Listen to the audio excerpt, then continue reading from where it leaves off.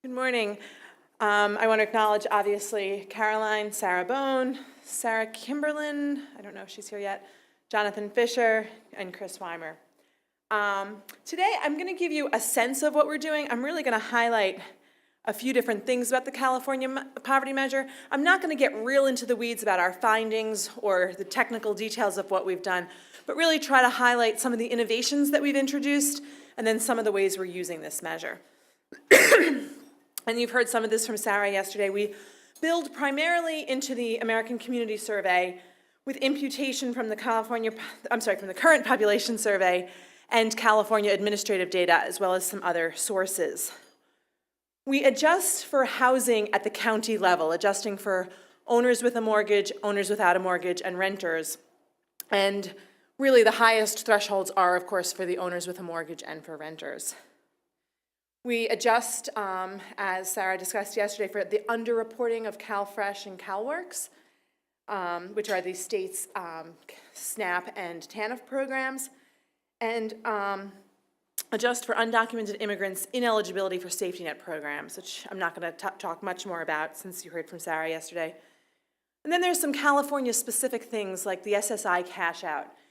Individuals on SSI in California are ineligible for CalFresh, the state's SNAP program, and instead get a monthly $10 payment. And so this is a little bit different than most states, so we take care of that. Obviously, you're all familiar with this. We follow the SPM model very closely, taking a net resources after subtracting off expenses, comparing to the threshold. We do adjust, like I said, for county level cost differences, home ownership status, and family size. And family size is the same way as SPM. So there are three primary things that we're using CPM for. One is to establish trends in California poverty. Another is to combine years to really get down to smaller geographies. And for reasons I'll explain later, the smallest we can get right now is to the county level. And then we've been doing a lot of policy impact and counterfactuals for proposed policy, which is one of the most exciting things, I think. So just to give you our latest data, we now have 3 years of the California poverty measure, and we compare here CPM and OPM, and do find dramatically higher rates in each year for CPM. And this is pretty consistent. If I were to show you how the California poverty measure compares to the supplemental poverty measure for California, the supplemental poverty measure is actually a bit higher, and we think that's largely because of the underreporting that we adjust for in the safety net that brings it a little bit down. But we see, California is still, we think of California and sunny skies and a lot of wealth, but it does have extremely high poverty under both the CPM and the SPM measure. That said, we've seen little variation over the past 3 years, slight decline, but not anything dramatic. And this is the most recent data, which actually hasn't been published yet, looking at the demographic characteristics. And we see pretty much what we expect from the story. Higher poverty somewhat higher among children, blacks and Hispanics, immigrants, the less educated, unemployed, not working, and some family structure differences, those who are unmarried with children, regardless of whether or not they're cohabiting. And this slide replicates the prior slide, but the blue bars show how much higher the poverty rate would be absent all safety net programs. And we do include Social Security, so we see a huge increase. Elderly poverty would be more than double. But we also see, when we take into account all of the programs that benefit children, the EITC, SNAP, and so forth, that child poverty would also be significantly higher. One of the things I want to really drive home about California poverty, when we think about why California poverty is so high, it's really driven in large part by housing costs. And this is from the 2012 data, just showing how many people live in those high housing cost areas. 70% of our population here lives in places that have these real high costs, and only 10% are in low-cost counties. And that sort of feeds into this next slide. This is a map using the 3 years of data that we've constructed to look even at small counties at what the poverty rate is. And you see poverty is highest kind of along the coastline in some of the major cities. If we were to show this map for OPM, the reverse would be true. We'd see much higher poverty in the rural parts of the state. And again, the geographic adjustment, for better or for worse, is based solely on housing costs, and that's what's driving that shift dramatically. So I talked about policy scenarios. When we started doing this, there was a lot of interest at the state level in particular from the state government in how we could use this to better understand not only how policies are working, the slide I talked about earlier about the safety net impacts, but we got a lot of calls saying, well, if we did this, then what? And if we tried this, particularly for a couple of years, we worked with different people in the state legislature on EITC counterfactuals. So had there been a state EITC of this amount or of this formula in 2011, what would the poverty rate have looked like?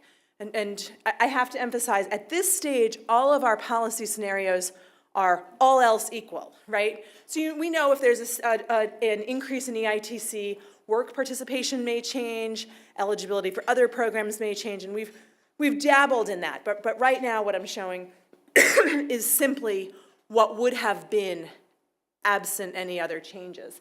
And you see the biggest increase in poverty reduction would be if housing subsidies were expanded. And of course, this is a program that has large wait list, but is a huge benefit. So among those who get it, most are lifted above poverty. Whereas some of the smaller programs, even small increases, may improve the living condition of those in poverty, reduce the poverty gap, but not necessarily reduce poverty. Up there are also dramatically increasing SNAP take-up. Not everyone who's eligible receives benefits. If we had 100% take-up and we model different levels of take-up based on what the current estimates are and what we may hope for, and then also, a doubling of the SNAP credit obviously would have a dramatic impact. But you can see for all the things that we looked at that there are different ways. As many of you know, people filing their taxes this tax season in California are now eligible for a state EITC. California implemented their state EITC in a rather unique way. Most states peg it to some percentage of the federal EITC.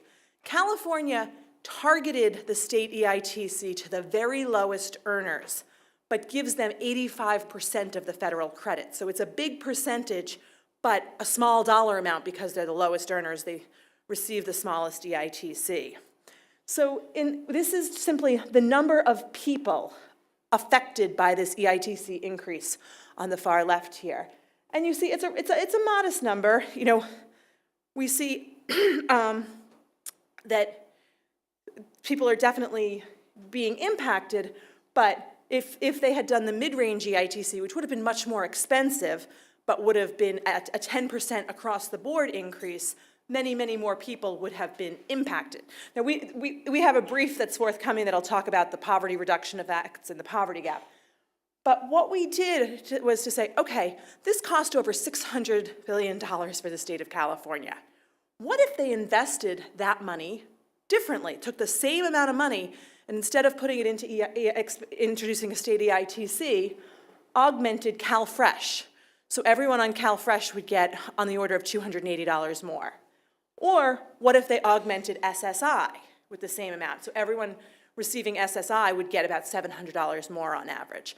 And you can see that the way to impact more people at every income level is through expanding CalFresh, because we know SNAP is a much more widely used program.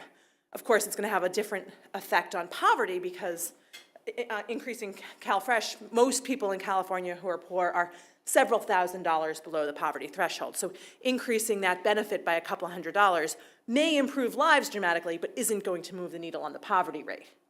Whereas augmenting SSI, it's a bigger benefit. It's still only $700, but it will affect far fewer people. So these are the kinds of things we're thinking about with the California poverty measure.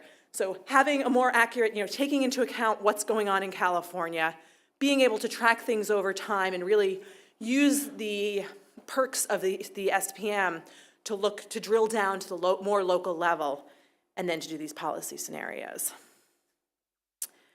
So some of the implications, though, of how we construct CPM, we are aiming to be correct in the aggregate, and this is where the county level comes in. We're matching at the county level to administrative data for program use. And we're using several key demographic characteristics, so we can even look within counties at different demographic groups. But because that match is done at the county level, even for larger places, even when we have 5 years of data, we would have to change our methodology to make any comparisons or conclusions below that county level.